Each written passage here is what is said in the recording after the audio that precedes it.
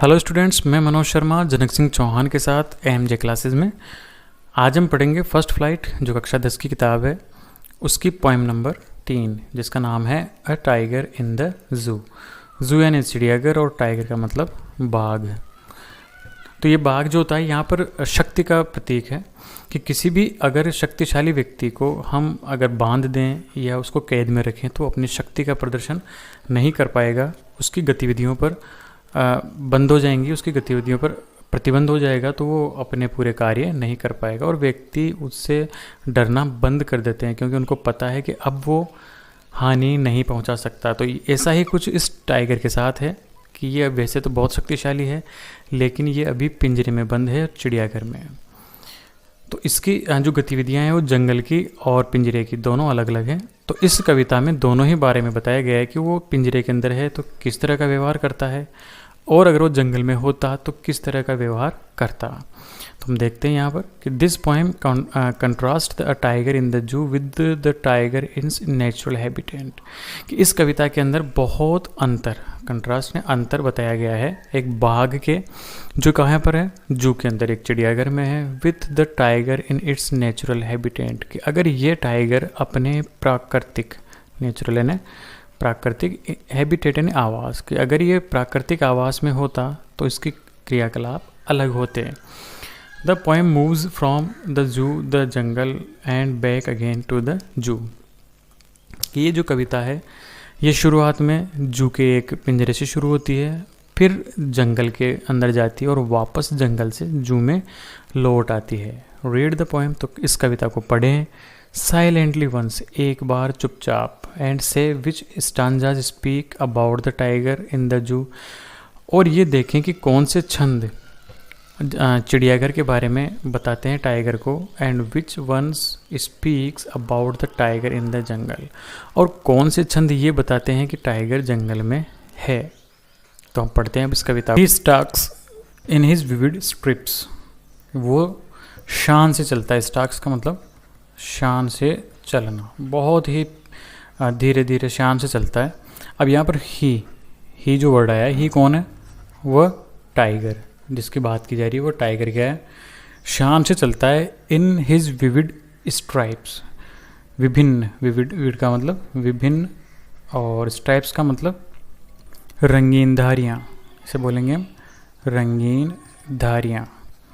जो काले रंग की होती है उसके पीले रंग की चमड़ी पर जो काली काली रंग की धारियाँ होती है उसे बोलेंगे हम vivid stripes. The few steps of his cage, और वो कितने कदम चलता है, only few steps, few steps का मतलब कुछ कदम ही चलता है। ऑफ हिज केज, उसके पिंजरे के, यानी पिंजरे की जितनी लंबाई है केवल उतने ही कदम वो चलता है क्योंकि वो पिंजरे में कैद है। On pads of velvet quite, और उसके जो पेड का मतलब यहाँ पर पैर, उसके जो पैर है वो कैसे हैं, वेलवेट। अब paid of velvet, pads of velvet का मतलब हो जाएगा उसका गद्देदार पैर। तो उसके जो गद्देदार पैर हैं वो क्या, क्वाइट, बिल्कुल शांत हैं। इन हिज क्वाइट रेज, और उसमें क्वाइट मतलब भरपूर, तो उसके अंदर भरपूर क्या है, रेज यानी गुस्सा। उसके अंदर बहुत ज़्यादा गुस्सा है कि मेरे को यहाँ पर क्यों कैद किया गया है, जबकि मैं तो जंगल में रहने वाला प्राणी हूँ। तो यहाँ पर वो कैद में है और अपनी इच्छा के अनुरूप कोई भी काम नहीं कर सकता। दूसरा छंद देखते हैं कि he should be lurking in shadow. अब ये जो दृश्य था, प्रथम दृश्य, ये तो उसका है जू का, यानी कि कैद है जू के अंदर पिंजरे में। अब यहाँ पर जो कवि है वो हमें बताना चाह रहे हैं कि उसे कहाँ पर होना चाहिए था, कि वो है तो यहाँ पर, लेकिन होना कहाँ चाहिए था उसे, ही should be lurking in shadow, कि उसे जंगल में होना चाहिए था। और क्या करना चाहिए था जंगल में, लर्किंग इन शेडो, लर्किंग यानी घात लगाना यानी छुप कर बैठ जाना, शेडो यानी छाया में।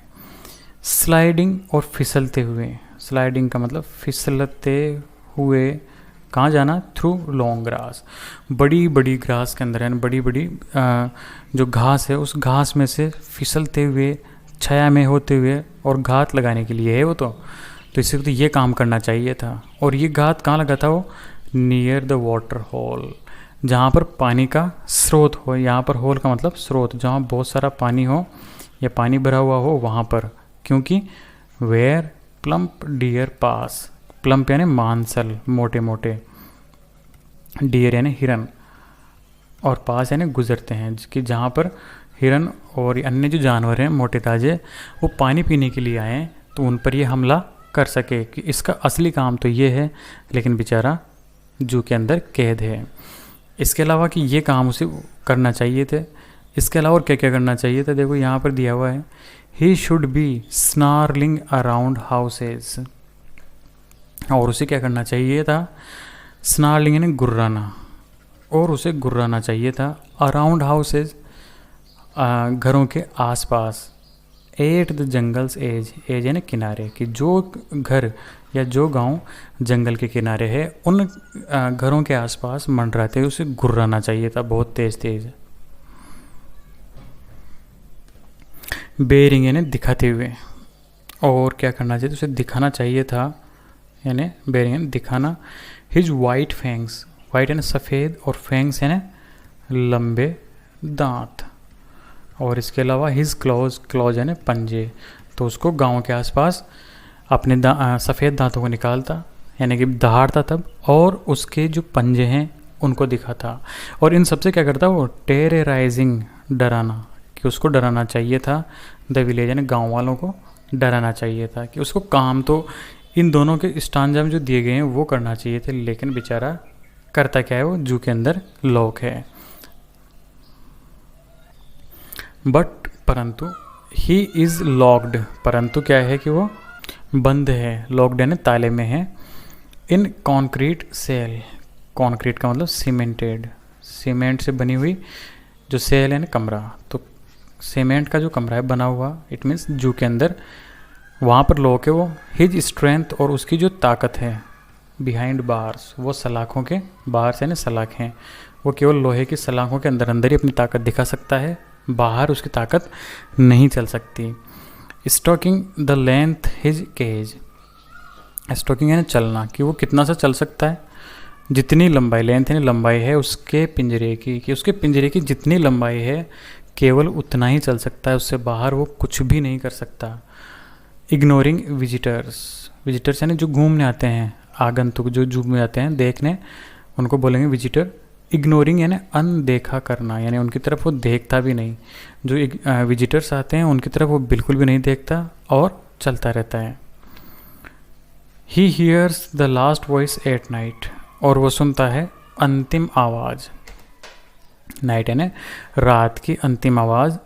The patrolling cars, patrolling cars यानी संभालने आने वाली जो कार है, यानी जो जानवरों को संभालने आती है, उनकी सेफ्टी देखने आती है, उन पेट्रोलियन गश्त, यूँ कह सकते हैं गश्त पे जो आने वाली कारें हैं उनको उनकी आवाज़ें सुनता है। And stairs with his brilliant eyes at the brilliant stars, और वो रात में घूरता है, स्टेयर्स यानी घूरता है, विथ ब्रिलियंट आइज चमकदार आँखों के साथ, एट द ब्रिलियंट स्टार्स चमकदार तारों को, यानी तारों की तरफ देखकर वो घूरता रहता है, इस आशा में कि एक न एक दिन वो यहाँ से बाहर जाएगा और अपने जंगल में जाकर रहेगा।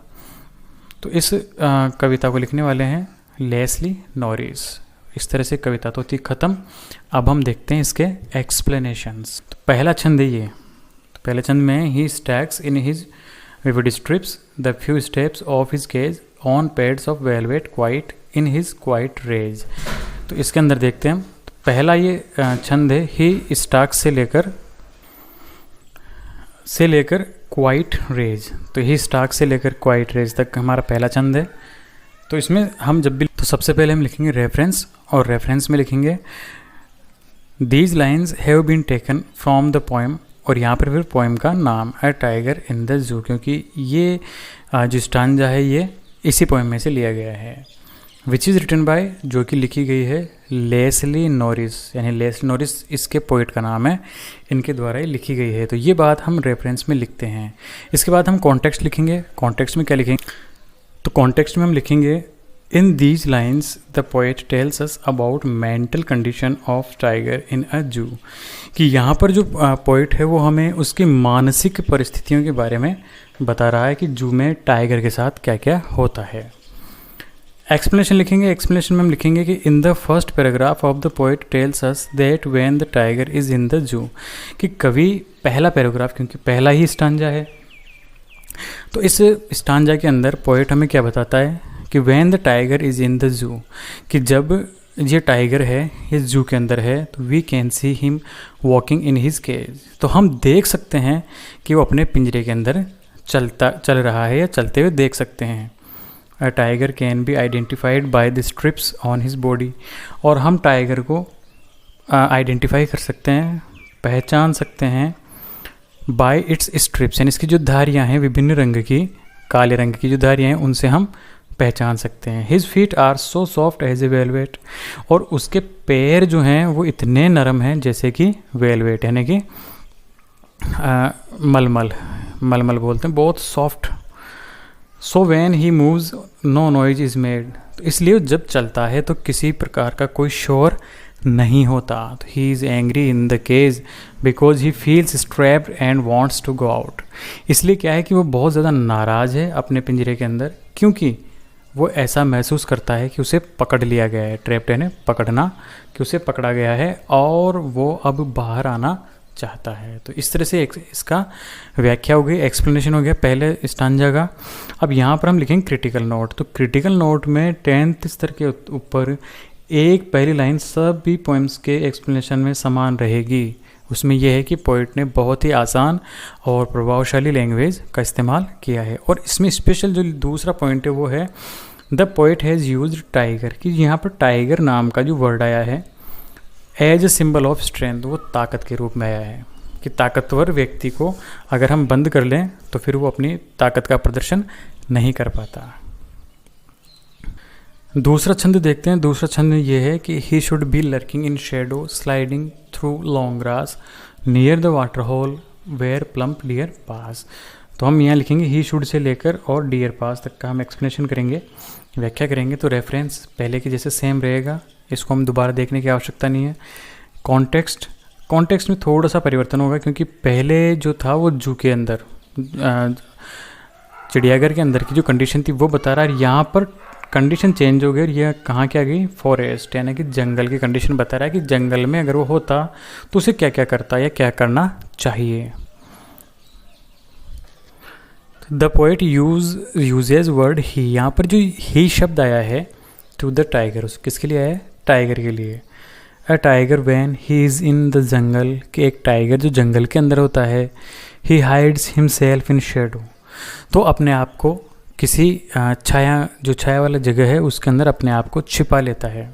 ही hides himself in the long grass, वो अपने आप को लंबी लंबी जो घास है उसमें छुपा लेता है। एंड वेट्स, और इंतज़ार करता है, फॉर हिज प्रे, वो अपने शिकार का इंतज़ार करता है। Near the source of water, किसी पानी के स्रोत के पास, क्योंकि animals come to the source of water to drink, क्योंकि जो जानवर है वहाँ पर पानी पीने के लिए आते हैं। एंड दैट्स टाइम, और यही वो समय है, the tiger attacks and hunts, कि टाइगर हमला करता है और उनका शिकार कर लेता है। हंट्स है शिकार करना। It is a place where he can find fat deer, क्योंकि ये वो जगह है जहाँ पर वो फैट डियर यानी मोटे ताज़े हिरणों को पकड़ सकता है या प्राप्त कर सकता है। तो ये एक्सप्लेनेशन हो गई उन लाइनों की जो 4 लाइन थी, दूसरा स्टांजा। अब यहाँ पर क्रिटिकल नोट में पहली लाइन सेम रहेगी, second line the poet tigers, यानी ये भी सेकंड सेम रहेगी इस पोएम में। थर्ड यहाँ पर क्या है कि पर्सोनिफिकेशन किया गया है। पर्सोनिफिकेशन का मतलब होता है मानवीकरण। मानवीकरण से तात्पर्य है कि प्राकृतिक जो वस्तुएं हैं उनके लिए किसी पुरुष का सर्वनाम उपयोग में लेना, जैसे ही, यहाँ पर क्योंकि मानव के लिए यूज़ करते हैं हम ही, लेकिन यहाँ पर टाइगर जो कि जानवर है उसके लिए प्रयोग किया गया है, अर्थात टाइगर का मानवीकरण किया गया है। तो ये इसका दूसरा एक्सप्लेनेशन कंप्लीट है। थर्ड है he should be snarling around houses at the jungle's edge baring his white fangs his claws terrorising the village. तो हम इसका देखते हैं, यहाँ से लेकर यहाँ तक का करेंगे ना। ये जो दो शब्द हैं, लास्ट के दो शब्द मिलकर, यानी बीच में डैश डैश का मतलब है कि यहाँ से यहाँ तक का है। रेफरेंस सेम रहेगा, इसमें कोई परिवर्तन नहीं है। कॉन्टेक्स्ट भी सेम है, क्योंकि इसमें भी वही फॉरेस्ट के लिए कहा गया है कि ये फॉरेस्ट में होता तो किस तरह का होता। डायरेक्ट हम देखते हैं एक्सप्लेनेशन। तो एक्सप्लेनेशन में कि the poet tells us in these lines the tiger's natural behaviour is roaring, कि पोएट हमें बताता है इन लाइनों में कि जो टाइगर का स्वाभाविक, नेचुरल है ना, स्वाभाविक जो उसको प्राकृतिक रूप से मिला है, तो स्वाभाविक जो व्यवहार है वो क्या है, रोरिंग। रोरिंग है ना दहाड़ना, तो उसका स्वाभाविक जो व्यवहार है वो होता है दहाड़ना। सो इट रोर्स, तो इसलिए ये दहाड़ता है। नियर द हाउसेज, उन घरों के पास जो कि स्थित हैं, सिचुएटेड है ना, स्थित, तो जो कहाँ स्थित हैं, at the edge of the jungle, जंगल के किनारे जो घर स्थित है वहाँ पर ये दहाड़ता है। The tiger shows his white teeth and claws to scare the villagers, और ये टाइगर जो है वो अपने सफ़ेद दांतों को और पंजों को दिखाता है गांव वालों को डराने के लिए। स्केयर है ना डराना, तो उनको डराने के लिए अपने पंजे और दांत दिखाता है, इसमें दहाड़ता है। It is not that the tiger enjoys squaring the villagers. अब इसका मतलब ये नहीं है कि जो टाइगर है उसको आनंद आता है विलेजर्स को डराने में, उसको आनंद नहीं आता, बल्कि क्या है, it's just the tiger's nature to do so, बल्कि ऐसा करना तो टाइगर का स्वभाव है, यानी स्वाभाविक रूप से ऐसा करता है। तो एक्सप्लेनेशन हो गया, इसकी क्रिटिकल नोट में हो जाएगा। पहली लाइन सेम रहेगी, poet has tiger word as a symbol of strength, कि जो यहाँ पर जो कवि है उसने टाइगर जो शब्द है उसको अपने एक ताकत के रूप में यूज़ किया है। चौथा देखते हैं कि अब ये सब काम तो करता है, लेकिन क्या है, but he is locked in a concrete cell, लेकिन वो तो सीमेंट और कंक्रीट से बने हुए एक सेल यानी कमरा, एक कमरे के अंदर कैद है। हिज स्ट्रेंथ बिहाइंड बार, और उसकी जो जितनी भी ताकत है वो सलाखों के पीछे है। तो अब देखते हैं इसको, यहाँ से लेकर यहाँ तक लिख देंगे। इसके बाद रेफरेंस सेम रहेगा, कॉन्टेक्स्ट में थोड़ा सा चेंज हो गया कि जो फॉरेस्ट है उसकी जगह क्या लिख देंगे हम, जू, कि वो फॉरेस्ट से अब कहाँ गया, जू की कंडीशन बता रहा है, और जू के अंदर वो वापस क्या करता है। The poet says that instead of living in nature it is locked in a cage in the zoo. तो यहाँ पर जो कवि है वो ये कहता है कि उसको जंगल में रहने के बजाय वो कहाँ पर लॉक है, बंद है केज में, एक पिंजरे में, जू के अंदर। His strength can not break iron bars of the cage, और उसकी जो ताकत है वो उस लोहे की सलाखों को तोड़ नहीं सकती। ही वॉक्स इन हिज केज, इसलिए वह अपने केज, अपने पिंजरे में ही चलता है। But does not pay attention to the people who come to the zoo, और वो उन लोगों की तरफ भी कोई ध्यान नहीं देता जो लोग उसको देखने के लिए जू में आते हैं। तो ये एक्सप्लेनेशन थी। क्रिटिकल नोट में हम लिखेंगे पहली लाइन सेम है और दूसरी लाइन भी सेम रहेगी, इसमें कोई परिवर्तन नहीं होगा। अब लास्ट छंद देखते हैं। तो लास्ट छंद में है, he hears the last voice at night the patrolling cars and stairs with his brilliant eyes at the brilliant stars. तो ही हियर्स यहाँ से लेते हैं, डैश डैश लगाएंगे, ब्रिलियंट स्टार्स यहाँ से लेंगे। रेफरेंस सेम रहेगा, कॉन्टेक्स्ट सेम रहेगा। अब देखते हैं इसकी एक्सप्लेनेशन।